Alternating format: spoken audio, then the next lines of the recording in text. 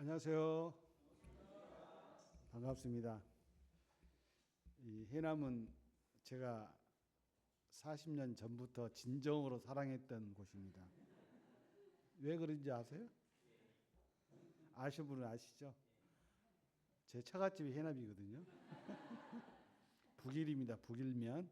북일면이고 약 45년 전부터 해남을 다녀갔습니다. 생전 처음으로.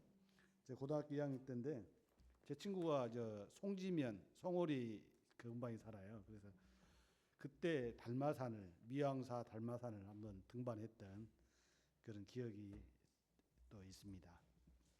그렇기 때문에 제가 예전에는 우리 부친님, 임부친님 차가 없을 때에는 처갓집을 가게 되면 이 해남에서 그 강절교에서 예배를 드리고 또 버스를 타고 처갓집을 가고 그랬던 기억이 있습니다. 왜냐하면 주일날이 걸리잖아요. 어떤 행사가. 그럴 때는 꼭 그렇게 했던 것 같아요.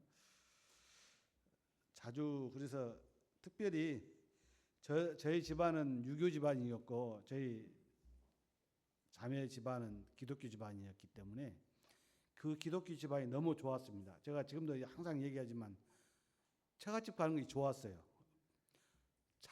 아내가 이뻐서 간 것보다는 그 집안의 분위기가 너무 좋았다는 얘기예요. 사실은 그 지금도 제가 얘기를 해요. 너무 좋았다는 생각을 이렇게 하게 됩니다. 저는 이제 1957년에 태어났습니다. 이게 상당히 오래됐죠. 2년 후면은 제가 70이니까 우리 나이로 첫 번째 생일이 태극기가 걸리는 날이에요. 8월 15일 광복절. 그날 제가 태어났는데 물론 그날도 중요합니다. 이 땅에 내가 태어났으니까. 그렇지만 두 번째 생일이 더 중요하잖아요. 거듭난 생일. 제가 1980년에 거듭났습니다. 제 나이가 24살 때인데요. 제가 복음을 들은 곳은 경기도 사우동이에요. 사우동에 보면은 우리 오래되신 성도님들 다 아시는데 맥카피 선교사가 이렇게 선교부가 있었거든요. 1980년대에 그곳에 갔다가 거듭났습니다. 제가 교회라는 곳은 물론 이제 아주 어렸을 때 그 크리스마스 때 한번 교회 간 적이 있는데 그건 기억이 안 나요. 그런데 사우동 교회에 처음 나가서 들은 말씀이 요한복음 19장 30절 말씀입니다. 여러분이 다 아시잖아요. 그 말씀을 처음 들었는데 그날 말씀을 전하신 분이 누구였냐면 현재 경기도 용인교회에서 목회하시는 정주홍 형제님이셨어요. 그 형제님께서 그 말씀을 전하셨는데 궁금한 부분이 있었습니다. 이거 어디 사진인지 아세요? 땅끝에서 보면 뭐 맵섬? 맵섬이라고 있죠. 거기서 찍은 사진이래요. 제가 사진은 좀 일강에 있는데 참 구도가 좋다 해서 사진을 한번 가져와 봤습니다. 이 맵섬에서 찍은 사진입니다. 일출이 보이죠? 일출이겠죠? 일몰은 아니겠죠? 네. 일출인지 일몰인지 잘 모르겠어요. 아무튼 요한복음 19장 30절에 이 말씀 우리 다 아시잖아요. 우리 한번 같이 읽어볼까요? 시작. 예수께서 신 포도주를 받으신 후에 이르시되 다 이루었다 하시고 머리를 숙이니 영혼이 떠나가시니라. 여기서 다 이루었다. 아니 왜 뭔가를 다 이뤘다는 얘기잖아요. 그래서 다 이뤘다는데 저게 무슨 말이야 하는 궁금증, 퀘스천을 가지고 제가 이제 그 교회를 나왔던 기억이 있습니다. 제 구원 간증을 말하자면 길어요. 상당히 특별하거든요. 그래서 오늘 다 말씀 못 드리겠어요. 말씀이 2시간이라면 원래 간증 1시간, 말씀 1시간 이렇게 하는데 1시간이니까 간단하게 이제 말씀을 드리자면 제가 주님을 믿기 전에 제 전공이 화학공학이에요. 그래서 그 화학공학을 전공하면서 그 휴대폰 보세요. 또 음악 나오면 안 되니까. 화학공학이었는데 공대생이라면 최고로 치는 것이 이제 기술사 시험입니다. 그래서 저는 그걸 준비하려고 마음을 먹었었어요. 그 군대 생활도 공부할 수 있는 전투경찰, 그래서 해남도 제가 근무를 했었습니다. 공부하려고 거기를 갔었는데 막상 와서는 공부는 못했어요. 그래서 기술사 시험을 보는 것이 이제 제가 주님을 믿기 전에 소원이었죠. 이제 두 번째는 이제 구원받고 나서는 강주 동북교회에 선생님들이 계셨어요. 선생님들이 계시니까 좋아 보였어요. 그래서 이제 저도 이제 교사를 하려고 교직을 이수하고 선생님이 되려고 했는데 그것도 주님이 막으신 거예요. 이게 이제 그때 당시에 그 은사를 따라서 행하라는 말씀들을 많이 하셨거든요. 그래서 그 소원이 나중에는 이제 뭘로 바뀌었냐면 장사하는 사람, 좋게 말하면 사업가로 이렇게 이제 바뀐 거죠. 저는 사업 스타일이 아니에요. 장사하는 스타일이 아니에요. 아무튼 44년의 신앙생활 가운데서 저는 이제 여러 교회를 거쳤습니다. 강주 동북교회도 있었고요. 우리 강주 북북교회에서 하시는 우리 자매님, 특별히 우리 박광래 자매님. 그다음에 강주 남북교회에서 우리 현정 자매님, 공현정 자매님. 또 우리 이수영 자매님. 이수영 맞죠? 정수영. 예. 성은 잊어버려도 이름만 나은 것만으로 다행으로 아세요. 예. 그래서 이렇게 서광주교회, 지금은 서광주교회 있는데 왜 그렇게 옮겼냐? 조 형제님은 굉장히 그 이사를 잘하시네 이렇게 생각하실 수도 있잖아요. 근데 그때 당시 이제 이원재 형제님이 가르침이 뭐였냐면 가까운 곳에서 주님을 섬겨라. 구두자를 인도하려면은 가까운 교회에서 섬겨야 돼. 해남은 해남 교회 뿐이니까 어디 다른 데 못 가죠. 그런데 강주는 이제 교회가 이제 생기게 되면 가르침을 받을 때는 강주 동북교회 하나였어요. 근데 그 후로 이제 교회가 많이 생겼잖아요. 그래서 가까운 곳에 섬겨라 해가지고 강주 북북교회가 분가할 때 제가 장사가 그쪽에 있었거든요. 그래서 거기서 만난 형제도 우리 임수진 형제는 아마 동부에서 만나고 북부에서 만났죠. 네, 그랬던 것 같아요. 제가 자주 얘기를 하는데 솔직히 제가 주님을 섬긴 게 아니고 주님께서 지금까지 44년 동안 저를 섬겨 오셨더라고요. 지금까지도 저는 항상 그 마음을 느껴요. 아침에 일어나서 책상에 앉으면 주님이 나를 지금까지 살펴주셨구나. 어떠한 일이 있었던지 이런 생각을 하게 됩니다. 사람들에게는 다 소원이 있어요. 믿지 않는 사람도 소원이 있습니다. 제가 믿지 않을 때 소원이 있었다고 그랬잖아요. 믿는 사람들도 소원이 있죠. 근데 과연 영적으로 주님이 원하시는 소원을 가지고 계시느냐 이게 굉장히 중요한데요. 아마 여기 해남 학동교회 성도님도 소원이 있으실 것입니다. 예. 자, 그렇다면 우리 성도님들의 소원은 무엇입니까? 혹시 여러분들에게 주님이 물어보시냐, 네 소원이 무엇이냐라고 물으신다면 나는 이게 소원입니다 라고 자신 있게 대답할 수 있는 소원이 있으십니까? 아마 있으실 거예요. 거듭난 그리스도인이라면 그 소원은 우리의 주님이신 예수 그리스도께서 이 땅에 오시는 것이요. 그것이 소원이 되어야 하는 것입니다. 주님의 재림이죠. 저는 다른 성도들보다 좀 달라서 진짜 그런 소원이 저는 항상 가지고 살아요. 주님이 빨리 오셨으면 좋겠다. 옛날 강주 동북교회에 있었던 성도님이 주님이 지금 오시면 안 된다고 그러셨어요. 청년 때인데 제가. 그래서 왜 그런 거 했더니 자기 가족들이 구원을 안 받았다는 거예요. 물론 그거 이해가 갑니다. 그렇지만은 제가 나중에 생각을 해보니까 주님이 신랑이시잖아요. 우리 교회의 신랑. 신부가 신랑을 기다리는 것 이상 가장 큰 소원이 어디 있냐고요. 그 생각을 하니까 소원이 첫 번째가 주님을 기다리는 것이 첫 번째 소원이 돼야 되겠구나. 이런 생각을 했습니다.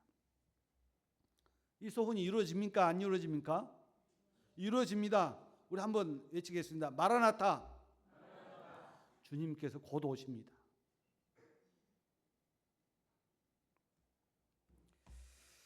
이 성도들의 모임을 교회라고 그러죠. 우리는 이제 예전에 배워서 다 알아요. 교회가 어떤 건물이 아니라 우리 서강주교회도 우리 건물이에요. 근데 좀 교회 옛날 식당 건물을 쓰고 있기 때문에 조금 어설퍼요. 그래서 그렇지만은 아무튼 이 교회는 이 건물을 교회라고 하지 않습니다. 성도들이 모인 곳을 교회라 하는 걸 다 아시잖아요. 아는 것을 말한다고 해서 시시하네 그렇게 해서 듣지 마세요. 굉장히 중요하니까. 중요한 것은 자주 들어도 좋은 거예요. 그렇죠? 불조심해라. 중요하니까 자주 이야기하잖아요.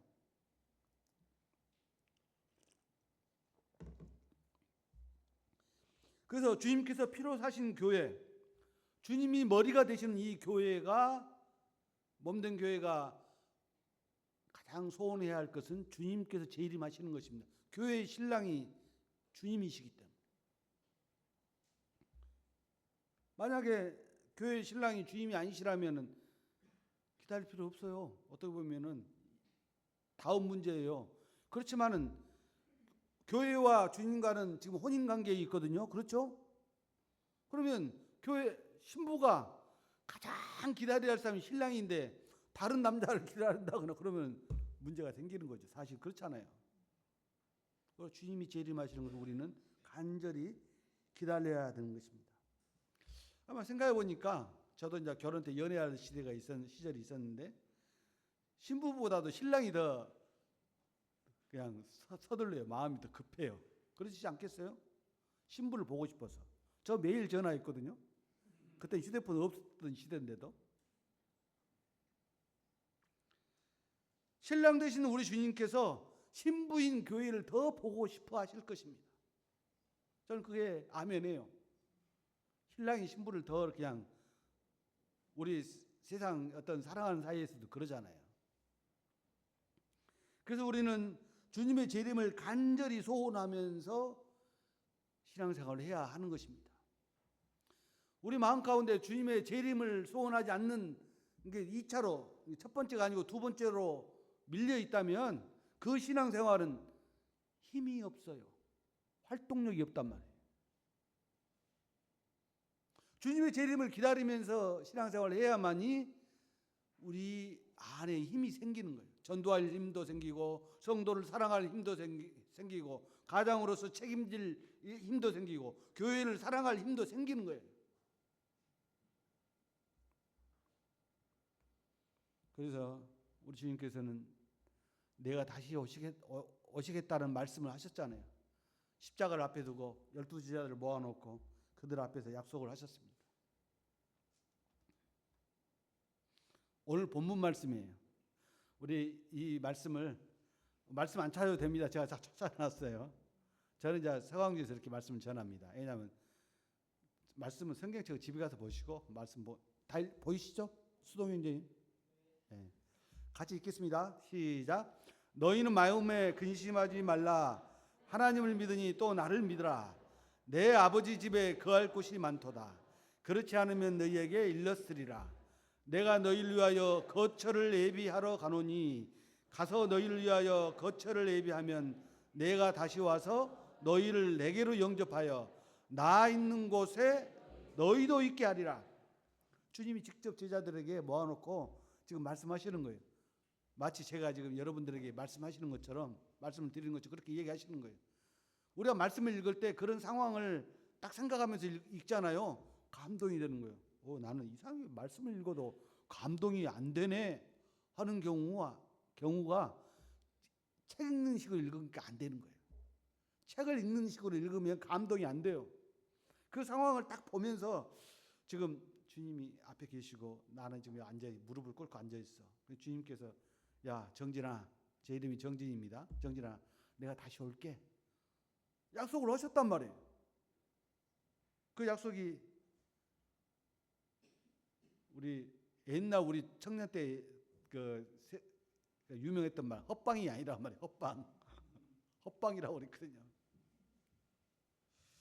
자, 그래서 오늘 말씀의 주제는 무엇이냐? 같이 읽겠습니다. 시작. 너희는 마음에 근심하지 말라. 우리에게는 근심이 있어요. 없을 수가 없어요. 사실 지난주 말씀에 제가 근심과 염려에 대해서 우리 서강교회에서 얘기했는데 근심과 염려는 약간 더 차이가 있습니다. 그렇지만 주님께서 분명하게 너희는 마음에 근심하지 말라고 하셨다면은 근심하지 않을 수 있다는 거잖아요. 그렇잖아요. 근심을 맨날 해야 되는데 주님이 야, 한번 해봐. 근심하지 말아봐. 이렇게 얘기하시는 게 아니란 말이에요. 서로 사랑하라. 이 말씀하셨다면 서로 사랑할 수 없는데 주님이 하라고 하신 것은 아니거든요. 주님은요, 엄청 신사적이세요. 젠틀하신 분이세요. 어떻게 보면 우리 세상적으로 봤을 때 친절하신 분이시거든요. 성경에는 카인드로 나와 있는데. 그런데 제자들은 이 말씀을 들으면서 그 당시에 이해할 수가 없었어요. 그렇겠죠. 우리는 지금 흔히 이해하고 있잖아요. 아, 이거 재림의 말씀이다. 알죠? 그때 제자들은요, 이 말이 뭔 말이야? 아마 그러셨을 거예요. 그러니까 잊어버렸어. 주님이 다시 오신단 말을 잊어버렸어요. 주님이 사흘 만에 부활하신단 말 자체도 잊어버렸으니 오직 했겠어요?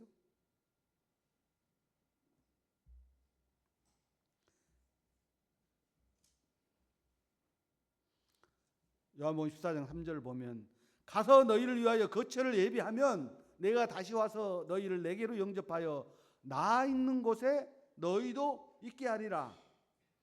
이 말씀 가운데 재림이라는 말씀이 내가 다시 와서 이 말씀.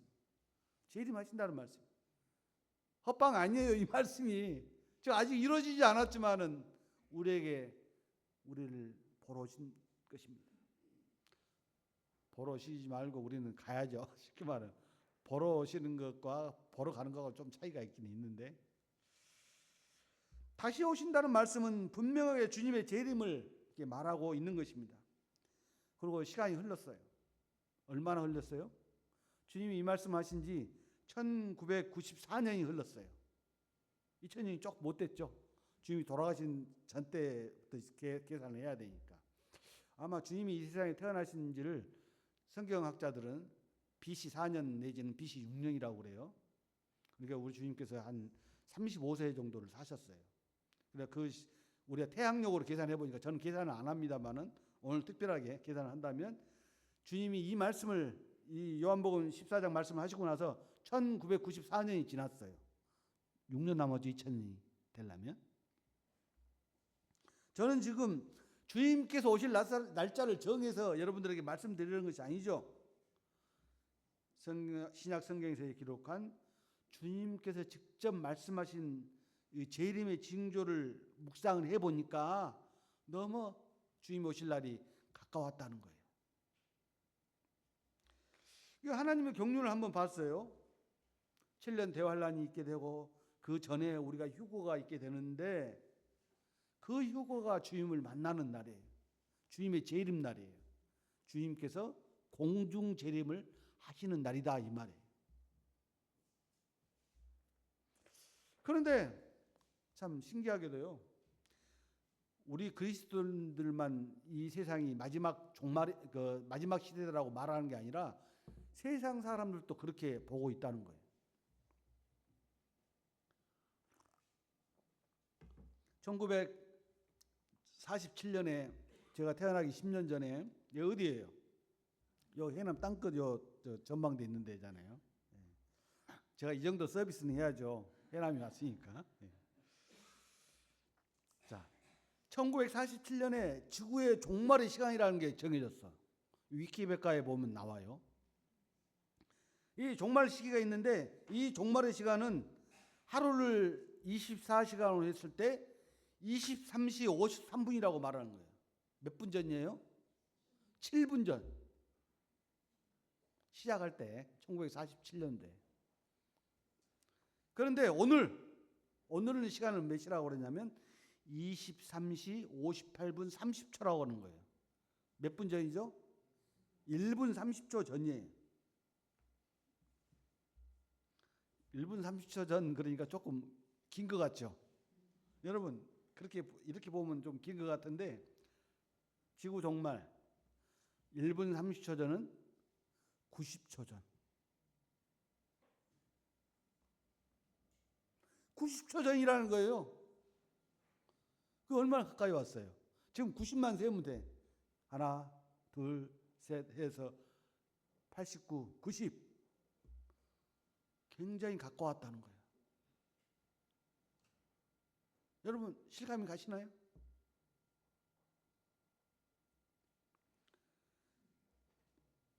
그렇다면 하나님을 믿는 우리의 생각은 어떻습니까? 한번 우리의 마음의 자세를 한번 살펴봐야 돼요. 지금까지 주님 금방 오실 걸 생각 않고 살아왔는데 그런 생각이 들 수도 있는 거예요. 그런다고 해서 모든 것을 막 팽개치고 막 하라는 얘기가 아니죠. 스피노자가 내일에 지구의 종말이 온다 할지라도 나는 오늘 사과나무 한 그루를 심겠다 이렇게 얘기했다는, 저는 학교에서 그렇게 배웠거든요. 근데 그게 스피노자가 한 말이 아니더라고요. 마르틴 루터, 독일의 그 종교개혁을 했던 마르틴 루터가 그 말을 먼저 했어요. 그 다음에 스피노자가 그거를 보고 따라선 거예요. 사실 알고 보면. 근데 세상 사람들은요, 마르틴 루터를 조금 부각시키기 싫어한가 봐요. 스피노자보다도 마르틴 루터는 훨씬 더 먼저 산 사람인데, 마르틴 루터의 그 묘비명에 가면 그 말이 써져 있대요. 확인해 보세요. 유튜브 요즘 잘 나와요. 보면 확인이 돼요. 이 믿지 않는 세상 사람들도 지금 시대가 90조 전이다. 지구의 멸망 90조 전이다. 멸망이라고 않고 종말이라고 그래요. 종말. 그 징조에 대해서는 자세히 말씀드리면 시간이 다 가니까 말씀 안 드리겠어요. 그렇지만 우리 사도행전에서 주님께서 말씀하신 말씀 한번 살펴보기를 원합니다. 여기 어디예요? 달마산. 저 여기 정상에 올라가 봤어요. 굉장히 경사가 져요. 미왕사까지 올라갔죠. 미왕사 이상으로 올라가야만 달마산 올라가요. 사도행전 1장 10절과 11절 우리 같이 읽겠습니다. 시작. 올라가실 때 제자들이 자세히 하늘을 쳐다보고 있는데 흰 옷 입은 두 사람이 그들 곁에 서서 이르되 갈릴리 사람들아 어찌하여 서서 하늘을 쳐다보느냐. 너희 가운데서 하늘로 올려지신 이 예수는 하늘로 가심을 본 그대로 오시리라 하였느니라. 여기서 키포인트 재림에 관한 키포인트 말씀이 하늘로 가심을 본 그대로 오시리라. 이것은 공중재림을 말씀하시는 것도 있고 지상재림을 말씀하시는 것도 있어요. 재림은 두 가지로 나뉘는데 주님께서 지상재림 때에는 어디 오신다고 그랬죠? 감람산, 영어로 말하면 올리브산이에요. 이 감람산으로 다시 오신다고 말씀하신 거예요. 이건 지상재림을 말씀하시는 거예요. 우리가 다 아는 말씀이죠. 우리 한번 보겠습니다. 이 말씀은 무슨 말씀이냐면요. 사도 바울이 주님 오시길 너무 간절히 소망했어요. 제 마음처럼, 제 마음보다 더 했던 것 같아요. 사도 바울이 살던 시대는 벌써 2000년 전이잖아요. 근데 주님이 금방 오실 줄로 생각했던 거예요. 간절히 했어요. 사도 바울뿐만 아니라 모든 제자들이 다 그랬을 거예요. 사도 요한도 그렇게 했을 거예요. 그런데 주님께서 그 당시에 안 오셨어요. 여전히 지금까지도 안 오셨네요. 그렇죠? 지금 바로 1조 후에 오실 수도 있어요. 사실은.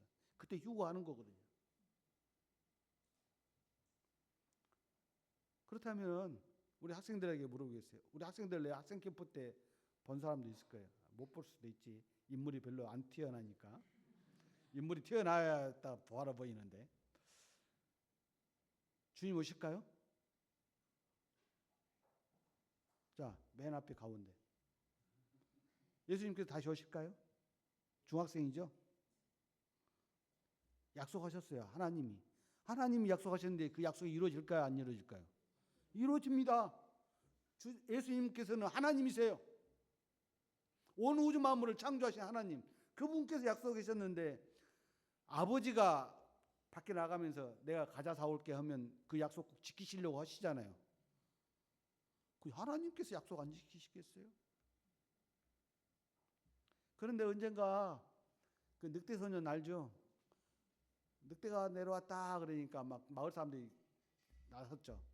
3번 거짓말하니까 3번째는 아예 가지도 않았어요. 진짜 늑대가 내려와가지고 잡아 먹어버렸잖아요.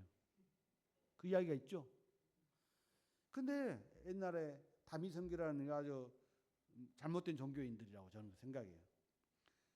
빗나간 재림의 시간을 정해가지고 막 이렇게 그냥 혼란을 가중했어요. 그래서 그때부터인가 주님의 제 이름에 대한 설교가 사라졌어요. 일반 교회에서. 우리 모임 안에서도 2번 할 걸 1번밖에 안 한 것 아닌가 이런 생각도 저는 들어요. 주님의 제 이름에 대해서 구체적으로 말씀을 전하는 것을 부담스러워해요. 저거 시간 정해놓고 또 그런 거 아니야? 이렇게 생각을 하게 된다 그 말이에요.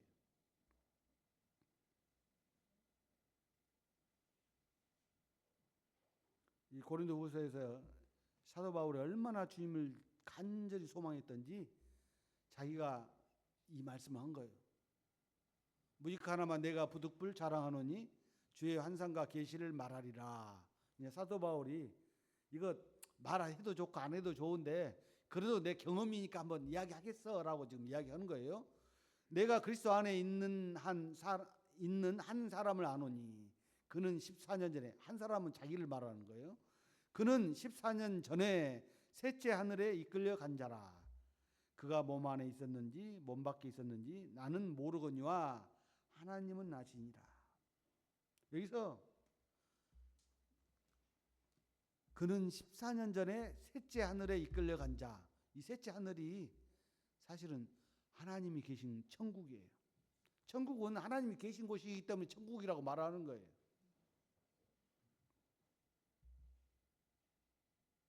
사도 요한과 사도 바울이 주님을 뵙고 싶어하는 간절한 소망이 비록 그분들은 죽음 이후에 이루어졌지만 우리들에게는 아직 살아서 주님을 뵐 날이 있게 된다는 사실에 가능성이 있다는 거예요.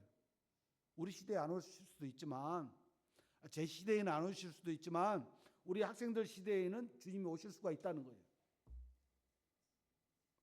그 날짜는 아무도 몰라요. 하나님 아버지만이 아시거든요.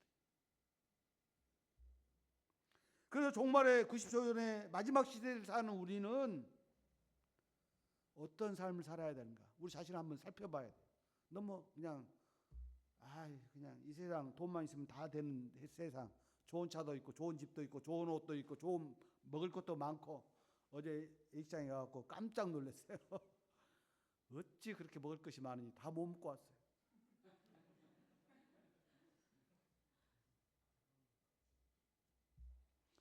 그렇지만은 분명하게 주님은 사도 바울을 통해서 데살로니가 후서에서, 데살로니가 전서죠. 전서에서 말씀을 하셨어요. 우리 이 말씀 한번 보겠습니다. 자, 같이 읽겠습니다. 시작. 주께서 호령과 천사장의 소리와 하나님의 나팔로 친히 하늘로부터 강림하시리니 그리스도 안에서 죽은 자들이 먼저 일어나고 그 후에 우리 살아남은 자들도 그들과 함께 구름 속으로 끌어올려 공중에서 주를 영접하게 하시리니 그리하여 우리가 항상 주와 함께 있으리라. 많이 읽었던 말씀이잖아요. 주님의 호령, 아버지 하나님이 말씀하시는 거예요. 하나님께서 아들이신 아들에게, 예수님께 내려가라, 이 말씀을 말한 거예요. 명령을 내리시는 거예요. 천사장의 소리, 이제 그 하나님을 보좌하던 천사장 누구 계세요? 천사장 가브리엘이나 미가엘, 누군지 잘 모르겠어요. 근데 저는 가브리엘로 생각하는데 천사장이 아마 광고를 할 거예요. 자, 예수님께서 내려가십니다. 공중 재림을 하십니다라고 아마 선언하실 거예요. 그러니까 나팔수들이 나팔을 불죠. 그렇지 않아요? 여러분, 이 광경을 한번 생각해 보세요. 기가 막혀요.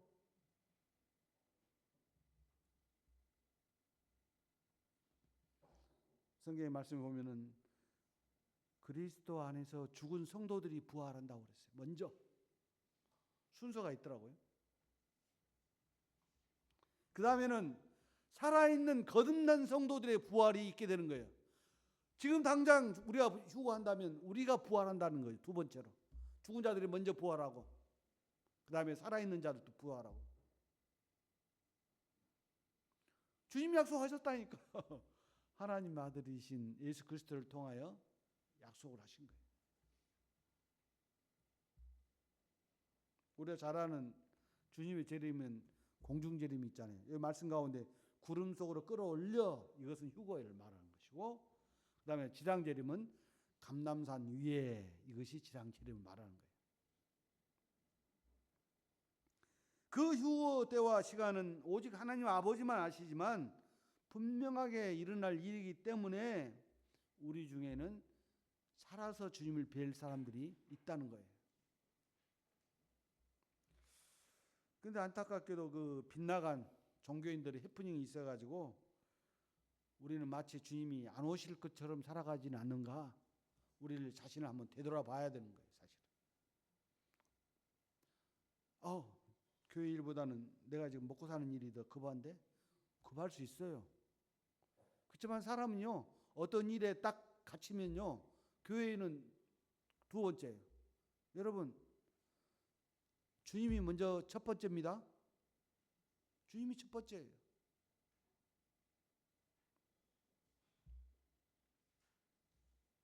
그래서 사도 바울은 우리에게 데살로니가전서 4장 18절에서 종말의 시대를 사는 우리들에게 어떠한 신앙생활을 해야 할 것인지를 말씀하셨는데, 어려운 거 아니에요. 쉬워요. 그러므로 이러한 말로 서로 위로하라. 서로 위로하라 말씀 가운데는 그 사랑도 포함되어 있고 여러 가지 성령의 열매를 한번 생각해 보세요. 생각할 수가 있어요. 그래서 오늘 제가 해남 학동교회 성도님들을 위로해 드리는 것입니다. 말씀으로. 이해하시겠어요? 주님의 약속하신 말씀을 기억하면서 서로 피차 위로하면서 살아야 되는 거예요. 그래서 그때 말하는 것이 다시 뭐라고요? 내자 마라나타, 주님께서 곧 오십니다. 이런 위로를 하라는 거예요. 주님께서는 2000년 전에 십자가를 앞에 두시고 제자들을 두고 떠나니까 마음이 걸렸어요. 그래서 직접 위로의 말씀을 사도 요한을 통해서 하신 것입니다. 우리 다시 한번 보겠습니다. 우리 같이 다시 한번 읽겠습니다. 시작. 너희는 마음에 근심하지 말라. 하나님을 믿으니 또 나를 믿어라. 내 아버지 집에 거할 곳이 많도다. 그렇지 않으면 너희에게 일렀으리라. 내가 너희를 위하여 거처를 예비하러 가노니 가서 너희를 위하여 거처를 예비하면 내가 다시 와서 너희를 내게로 영접하여 나 있는 곳에 너희도 있게 하리라. 민수기 말씀을 보면요, 이런 말씀이 있어요. 여기 어디예요? 땅끝 있죠? 네. 자, 민수기 23장 19절에 보니까 하나님은 사람이 아니시니 거짓말을 하지 않으시고 인생이 아니시니 후회가 없으시도다. 어찌 그 말씀하신 바를 행하지 않으시며 하신 말씀을 같이 읽겠습니다. 실행하지 않으시랴. 여러분, 하나님께 약속을 하셔놓고 약속을 안 지키신 분이 아니다는 얘기죠. 다시 오신다고 재림의 약속을 하셨으니까 재림하신다는 것이 분명하죠. 분명해요, 안 해요? 분명합니다. 아니, 자기 자신의 목숨을 십자가에 내어주신 분이 거짓말하실 리가 있겠어요? 얼마나 중요한 결정을 하시고 우리를 위해서 십자가에 돌아가셨는데 빈말 하시겠냐 그 말이에요. 거짓말을 하실 이유가 없는 것입니다. 그래서 요한복음 14장 3절을 보면 가서 너희를 위하여 거처를 예비하면 내가 다시 와서 너희를 내게로 영접하여 나 있는 곳에 너희도 있게 하리라. 가고 싶어요. 아주 의리의리한 어떤 큰 집에 들어가서 살고 싶은 그런 마음이 아니라 이 천국은요, 지금 상상이 안 되는 곳이에요, 사실은. 아니, 딱 한 가지만 얘기할게요. 천국은 길이 뭘로 되어 있다고 그랬죠? 순금으로 되어 있대. 길이 순금이야. 더 이상 무슨 말을 해요, 제가. 더 이상 어떻게 설명하겠어요? 우리는 금반지 하나 가지고도 그냥 애지중지하는데 천국은 길바닥이 순금이라는 거라니. 순금. 더 무슨 설명을 제가 해드리기 원해요. 더 이상 설명할 수가 없어요. 할 필요가 없는 거예요. 너희를 내게로 영접하여. 영접한단 말은 그냥 올라면 오고 말라면 말라 이런 것이 아니에요. 영접이란 말은 무슨 말이냐면요, 아주 귀하게 자기 집에 손님 오시면 영접한다고 그러잖아요. 그런 거예요. 근데 주님이 우리를 영접해 주신다고 하니까 얼마나 그러죠? 신랑이 신부를 보면 너무나도 아름답잖아요. 아마 영접하실 거예요. 그렇잖아요. 어제 결혼식 때 보니까 신부가 아주 가장 예쁘시더라고요. 보니까.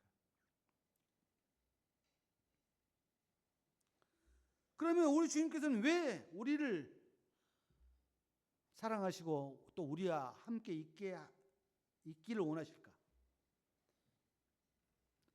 우리 신앙생활 가운데 뭐 칭찬 받을 만한 거 한 거 있어요? 나 잘한 거 있냐 그 말이에요. 제가 보니까 조금 잘한 거 있긴 있대요. 그렇지만 사실 주님이 판단하실 때에는 아무것도 아니요. 또 우리가 신앙생활하면서 한 번도 주님을 실망시켜드린 적이 없어요? 저도 있어요. 주님을 실망시킨 적 있어요. 그리고 주님을 영접한 뒤로 죄 한 번도 안 지었어요? 저도 죄를 지었거든요. 여러분. 안 지었다고 하면 거짓말하는 거예요. 요한일서에 나와 있죠. 주님 믿고 나 죄 안 지었어 하는 사람은 거짓말하는 자라고 그랬어요. 그 안에 주님이 안 계신다고 그랬거든요. 자, 내가 지금까지 주님을 잘 섬겼어. 이정진 형제처럼 그래도 나름대로 서광주교에서 목회를 하고 있으니까 저 정도면 잘 섬겼지? 뭘 자랑하는 그런 거. 그래서 주님께서 우리를 영접하실까요? 아닙니다. 당연히 그게 아니에요. 주님께서 우리와 함께 하시기를 간절히 원하시는 이유는 뭐죠? 주님께서 우리를 사랑하시기 때문에.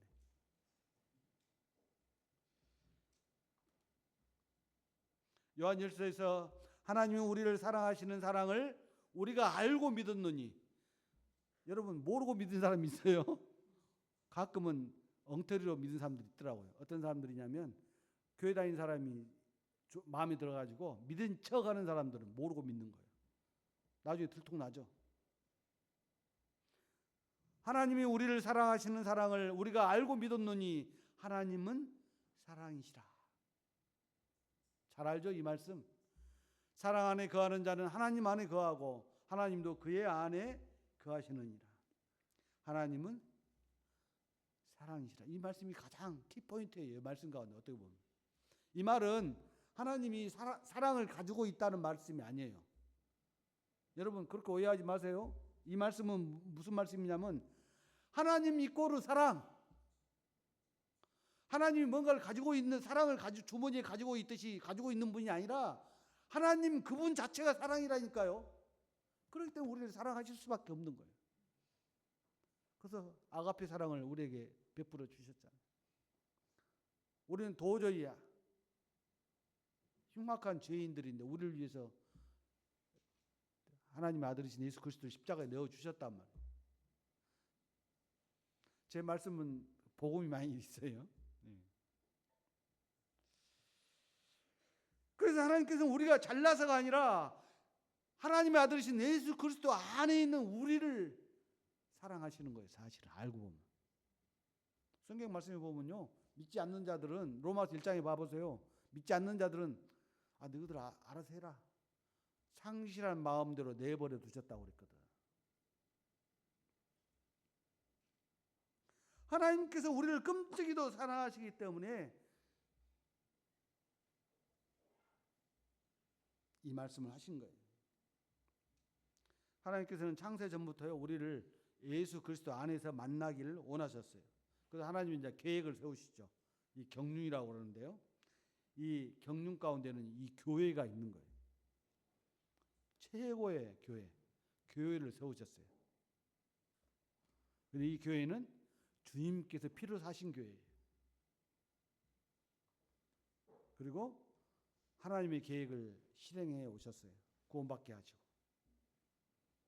그리고 이제는 교회를 완성시키실 때가 온 거예요. 이게 곧 종말이에요. 주님의 교회의 완성이 종말이라니까요.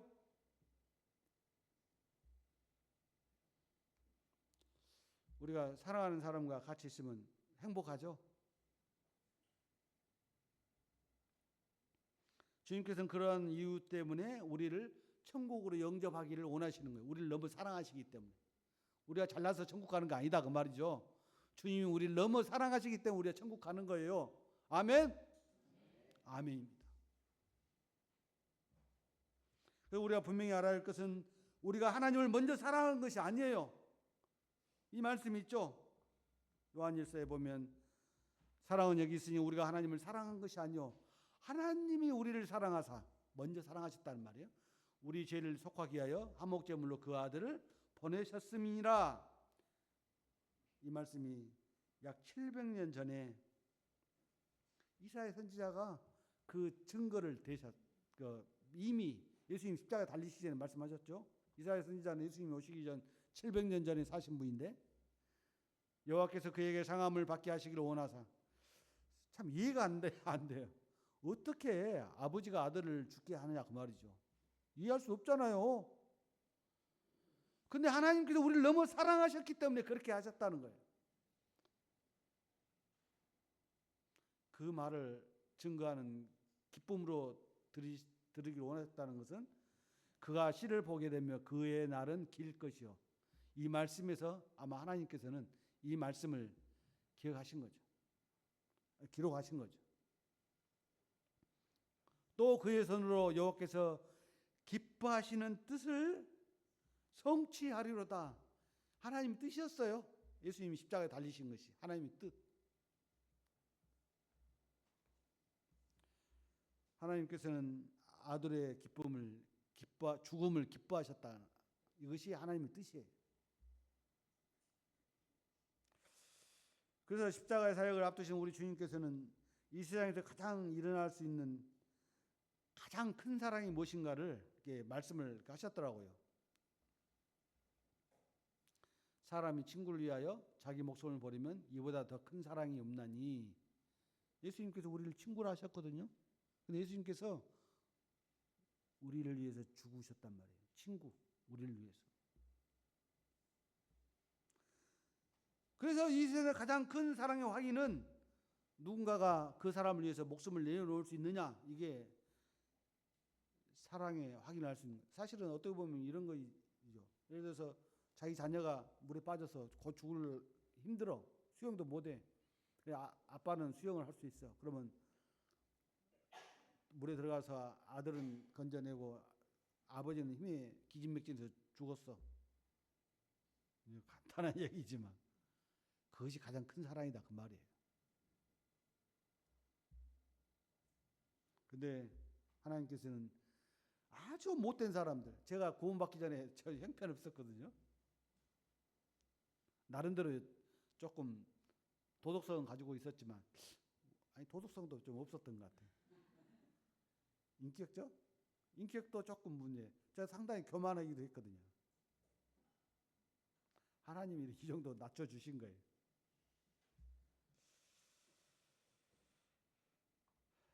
우리 로마서 8장을 보겠습니다. 자기 아들을 아끼지 아니하시고 우리 같이 읽겠습니다. 잠이 올 때거든요.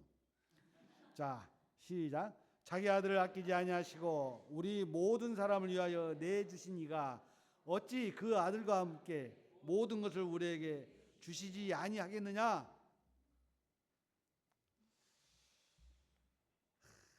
얼마나 감사한 말입니까?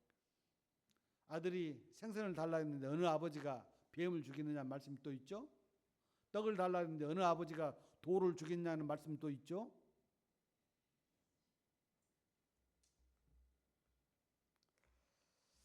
이 천국에 살 그 영혼이라는 시간의 개념을 궁금해하시는 분들이 계시더라고요. 영혼은 시간이 아니에요. 영혼은 창세전, 창세기 1장 1절부터 시간이 시작된 거지 그 전에는 시간 개념이 아니에요. 우리가 영원한 생명을 얻었다는 게 그런 거거든요. 또 영원한 천국에서 산다는 것이 그런 거예요. 그건 지금 우리가 경험해보지 못해서 아직 말할 수 없는 거예요, 사실. 그렇지만 우리가 알 수 있는 것은 지금까지 창세 전후로 6,000년이라는 시간이 흘러왔잖아요. 시간이. 우리가 분명하게 이 말씀을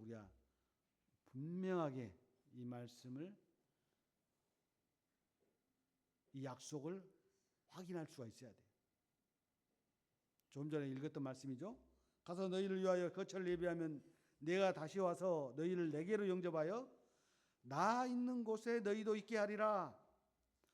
나 누구예요? 예수님. 예수님 있는 곳에 우리도 있게 하시겠다는 말씀이에요. 주님이 이렇게 약속하셨어요. 오늘 찬송가를 들으면서 눈물이 없는 어떤 그런 가사가 있더라고요. 그렇죠? 오늘 찬송가 특송 가운데 우리 같이 읽겠습니다. 시작. 모든 눈물을 그 눈에서 닦아주시니 다시는 사망이 없고 애통하는 것이나 고가는 것이나 아픈 것이 다시 있지 아니하리니 처음 것들이 다 지나갔음이로라. 눈물이 없다.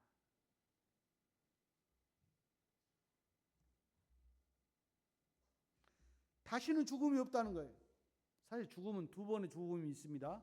육신의 죽음이 있고 영원한 불못에 떨어지는 죽음이 있는 거예요. 그걸 성경에서는 무슨 사망? 둘째 사망. 둘째 사망을 당하면 안 되는 거예요.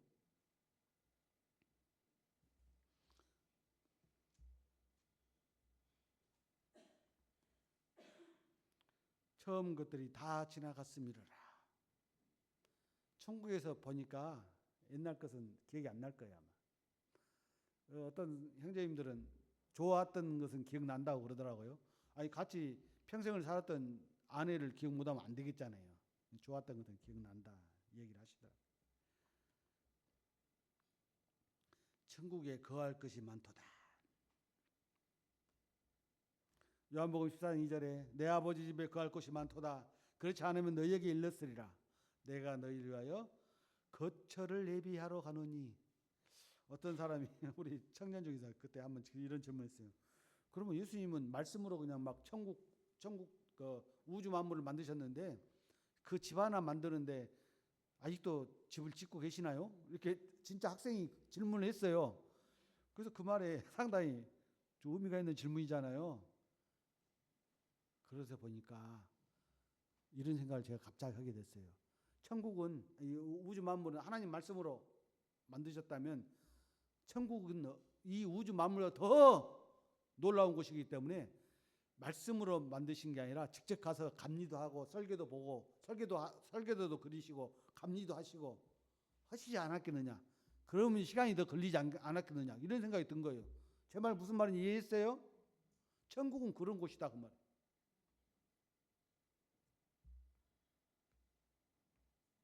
주님께서 곧 오십니다. 마라나타. 제 말이 아니에요. 사도 바울을 통해서 말씀을 하셨어요. 로마서 13장 한번 보겠습니다. 우리 같이 읽겠습니다. 시작. 또한 너희가 이 시기를 알거니와 자다가 깰 때가 벌써 되었으니 이는 이제 우리의 구원이 처음 믿을 때보다 가까웠습니다. 밤이 깊고 낮이 가까웠으니 그러므로 우리가 어둠의 일을 벗고 빛의 갑옷을 입자. 조금 시간이 50분 넘은 것 같기도 한데 그래도 해야 되겠습니다. 자다가 깰 때가 되었으니 여러분 주무시면 안 됩니다. 주님 곧 오시는데 이 말씀이에요. 네. 그 다음에 우리의 구원이 처음 믿을 때보다 가까웠습니다. 저는 44년 전에 주님을 믿었잖아요. 벌써 주님이 오심이 44년 더 가까워졌다 그런 뜻이에요. 그 다음 밤이 깊고 낮이 가까웠으니 지금까지 밤으로 왔다면 낮이 가까웠단 말은 이제 빛 가운데 드러날 때가 된다 그 말이에요. 이 말을 보면 믿는 자들 믿지 않는 자들이 딱 구분돼서 나타나는 거예요. 빛이 오면 먼지도 다 드러나는 것처럼.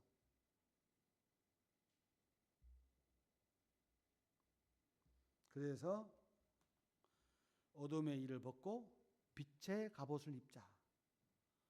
사도 바울은 로마서에서 이렇게 기록을 했어요. 우리는 성경에서 이 진리를 찾았습니다. 그 찾은 진리에서 우리는 진정한 자유를 누릴 수 있는 자격을 가진 자들이에요. 종교인들, 구원받지 못한 사람들은 그 누릴 수 있는 자격이 없어요. 이것은 구원받은 성도들만이 그 자격을 가진 자들이고 누릴 수 있는 것입니다. 요한복음 여기 어디예요? 여기 갔다 왔죠? 공룡 백화점이 백화점이 아니고 박물관이 있더라고요. 요한복음 8장 31절과 32절에 그러므로 예수께서 자기를 믿은 유대인들에게 이르시되 너희가 내 말에 거하면 참으로 내 제자가 되고 진리를 알지니 같이 하겠습니다. 거기서부터는 시작. 진리를 알지니 진리가 너희를 자유롭게 하리라. 진리가 너희를 자유롭게. 진리는 뭐예요? 하나님 말씀. 하나님 말씀을 믿는 우리는 그러한 자유함을 누리는 거예요. 사실은. 누려야 되는 거예요. 만약에 누리지 못한다면 신앙생활을 한번 되짚어 봐야 돼요. 그래서 제가 해남 학동교회 성도님들에게 부탁을 하나 드린다면 어려운 부탁 아니에요. 하나님을 섬기는 것을 첫 번째로 두시라는 얘기예요. 최우선으로. 그 다음에 신랑을 섬기시고 신부를 섬기시고 자녀들을 섬기세요. 분명하게 말씀하셨습니다. 주님. 같이 읽겠습니다. 시작. 그런즉 너희는 먼저 그의 나라와 그의 의를 구하라. 그리하면 이 모든 것을 너희에게 더하시리라. 이 말씀 너무 자주 들었던 말씀인데요. 설마 그러면 안 돼요. 주님의 일을 구하고 주님의 말씀에 순종하면요 모든 것을 앞서 행하시며 인도하시는 분이 하나님 아버지십니다. 이게 처음이에요.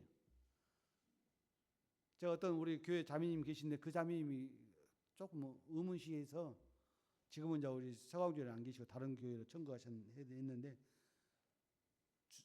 신앙생활은 처음이라고 제가 말씀을 자주 드렸어요. 우리 34절 이어지는 말씀이 그러므로 내일 일을 위하여 염려하지 말라. 내일 일은 내일이 염려할 것이요 한날의 괴로움은 그날로 조간이라. 염려 안 할 수 없어요. 그렇죠? 여기 보면은 내일 일은 내일이 염려하란 말은 우리가 염려하란 말이 아니라 내일 다가오면 또 생각하고 그렇게 살아가는 것이지 앞서 막 염려를 막 먼저 하지 말라 그 말이에요. 당겨서 하지 말라 이런 뜻이에요. 그런다고 해서 그냥 무계획적으로 살면 안 됩니다. 계획적으로 살아야 돼요.